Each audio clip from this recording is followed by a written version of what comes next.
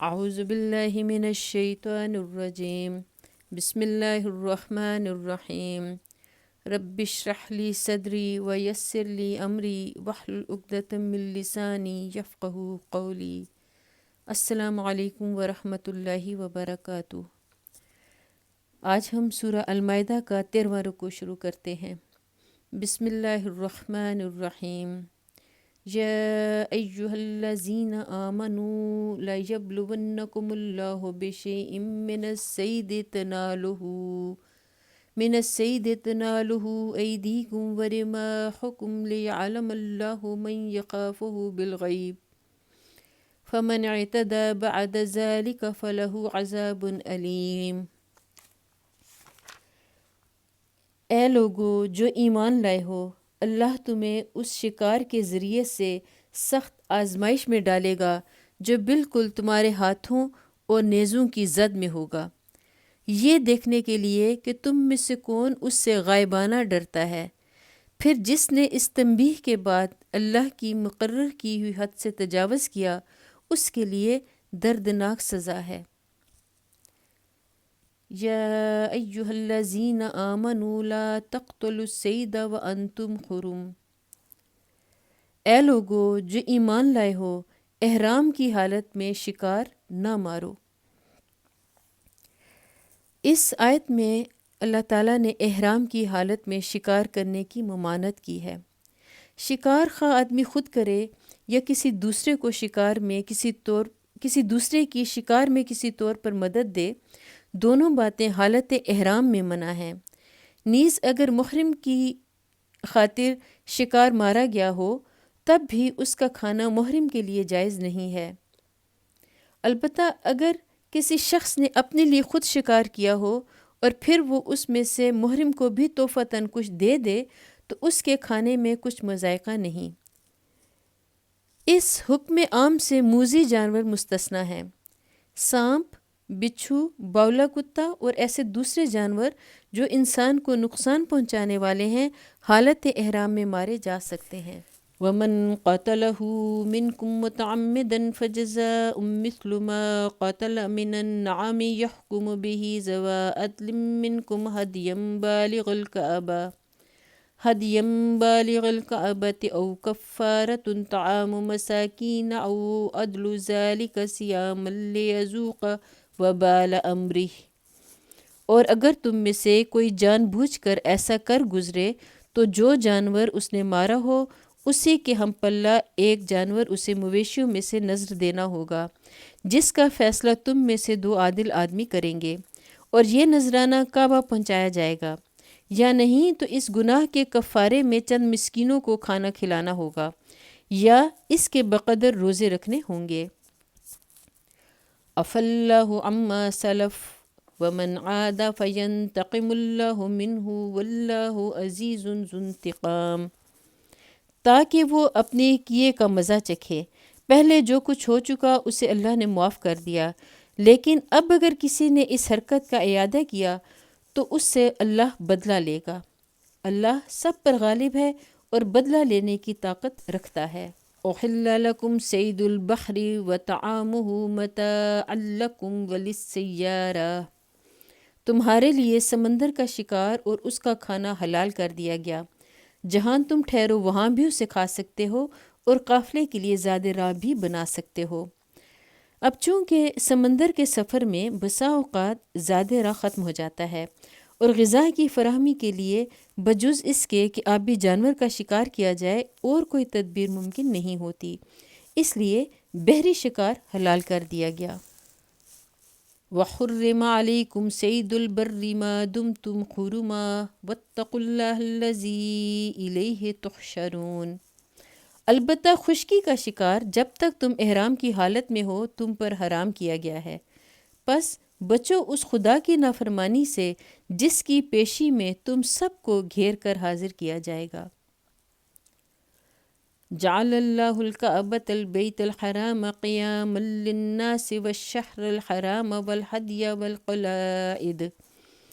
اللہ نے مکان محترم کعبہ کو لوگوں کے لیے اجتماعی زندگی کے قیام کا ذریعہ بنایا اور ماہ حرام اور قربانی کے جانوروں اور قلادوں کو بھی اس کام میں معاون بنا دیا۔ اب عرب کی حیثیت محض ایک مقدس عبادت گاہ ہی کی نہ تھی، بلکہ اپنی مرکزیت اور اپنے تقدس کی وجہ سے وہی پورے ملک کی معاشی و تمدنی زندگی کا سہارا بنا ہوا تھا۔ حج اور عمرے کے لیے سارا ملک اس کی طرف کھنچ کر آتا، اور اس اجتماع کی بدولت انتشار کے مارے ہوئے عربوں میں وحدت کا ایک رشتہ پیدا ہوتا۔ مختلف علاقوں اور قبیلوں کے لوگ باہم تمدنی روابط قائم کرتے، شاعری کے مقابلوں سے ان کی زبان اور ادب کو ترقی نصیب ہوتی، اور تجارتی لین دین سے سارے ملک کی معاشی ضروریات پوری ہوتی۔ حرام مہینوں کی بدولت عربوں کو سال کا پورا 1/3 زمانہ امن کا نصیب ہو جاتا تھا۔ بس یہی زمانہ ایسا تھا جس میں ان کے قافلے ملک کے ایک سرے سے دوسرے سرے تک بسہولت آتے جاتے تھے۔ قربانی کے جانوروں اور قلادوں کی موجودگی، قلادے کہتے ہیں جو گلوں میں پٹے ڈالے جاتے ہیں جانوروں کے، قربانی کے جانوروں اور قلادوں کی موجودگی سے بھی اس نقل و حرکت میں بڑی مدد ملتی تھی، کیونکہ نذر کی علامت کے طور پر جن جانوروں کے گردن میں پٹے پڑے ہوتے انہیں دیکھ کر عربوں کی گردنیں احترام سے جھک جاتی اور کسی غارت کے قبیلے کو ان پر ہاتھ ڈالنے کی جرأت نہ ہوتی۔ ذَلِكَ لِتَعْلَمُوا أَنَّ اللَّهَ يَعْلَمُ مَا فِي السَّمَاوَاتِ وَمَا فِي الْأَرْضِ وَأَنَّ اللَّهَ بِكُلِّ شَيْءٍ عَلِيمٌ، تاکہ تمہیں معلوم ہو جائے کہ اللہ آسمانوں اور زمین کے سب حالات سے باخبر ہے اور اسے ہر چیز کا علم ہے۔ یعنی اگر تم اس انتظام پر غور کرو تو تمہیں خود اپنے ملک کی تمدنی اور معاشی زندگی ہی میں اس امر کی ایک بین شہادت مل جائے کہ اللہ تعالیٰ اپنے مخلوق کے مصالح اور ان کی ضروریات کا کیسا مکمل اور گہرا علم رکھتا ہے، اور اپنے ایک ایک حکم کے ذریعے سے انسانی زندگی کے کتنے کتنے شعبوں کو فائدہ پہنچا دیتا ہے۔ بدامنی کے یہ سینکڑوں برس جو محمد عربی صلی اللہ علیہ وآلہ وسلم کے ظہور سے پہلے گزرے ہیں، ان میں تم لوگ خود اپنے مفاد سے ناواقف تھے اور اپنے آپ کو تباہ کرنے پر تلے ہوئے تھے، مگر اللہ تمہاری ضرورتوں کو جانتا تھا، اور اس نے صرف ایک کعبہ کی مرکزیت قائم کر کے تمہارے لیے وہ انتظام کر دیا تھا جس کی بدولت تمہاری قومی زندگی برقرار رہ سکی۔ دوسری بے شمار باتوں کو چھوڑ کر اگر صرف اسی ایک بات پر دھیان کرو تو تمہیں یقین حاصل ہو جائے گا کہ اللہ نے جو احکام تمہیں دیے ہیں ان کی پابندی میں تمہاری اپنی بھلائی ہے، اور ان میں تمہارے لیے وہ مصلحتیں پوشیدہ ہیں جن کو نہ تم خود سمجھ سکتے ہو اور نہ اپنی تدبیروں سے پورا کر سکتے ہو۔ اعلموا ان اللہ شدید العقاب وان اللہ غفور الرحیم، خبردار ہو جاؤ اللہ سزا دینے میں بھی سخت ہے اور اس کے ساتھ بہت درگزر اور رحم بھی کرنے والا ہے۔